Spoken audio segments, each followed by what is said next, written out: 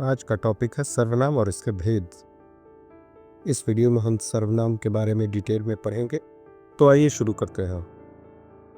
संज्ञा के स्थान पर जिस शब्द का प्रयोग होता है उसे सर्वनाम कहते हैं, जैसे मैं, तुम, कौन, कुछ आदि।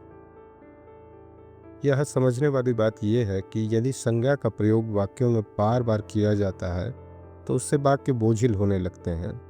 अतः एक ही संज्ञा का कई बार प्रयोग करने से बेहतर सर्वनाम का प्रयोग किया जाता है।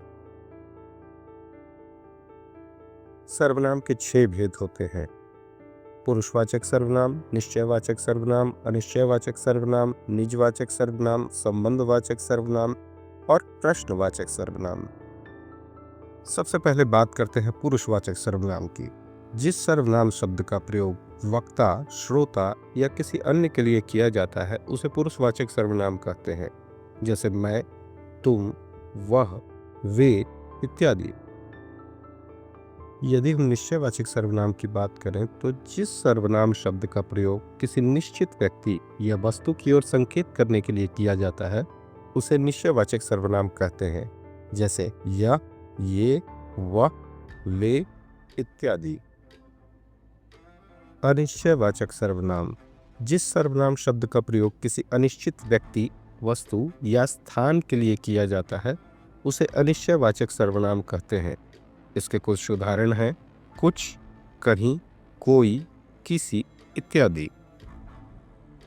निजवाचक सर्वनाम: जिस सर्वनाम शब्द का प्रयोग कर्ता के साथ अपनेपन का बोध कराने के लिए किया जाता है उसे निजवाचक सर्वनाम कहते हैं, जैसे स्वयं, खुद, अपने आप इत्यादि।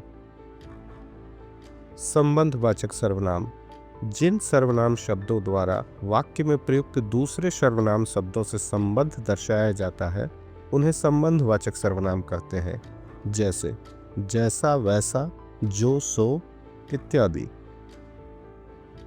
प्रश्नवाचक सर्वनाम: जिस सर्वनाम शब्द का प्रयोग किसी व्यक्ति, वस्तु या स्थान के बारे में प्रश्न पूछने के लिए किया जाता है उसे प्रश्नवाचक सर्वनाम कहते हैं, जैसे क्या, कौन, कहाँ इत्यादि। आशा है इस वीडियो से आपको सर्वनाम को समझने में काफ़ी आसानी हो गई होगी। Thanks for watching.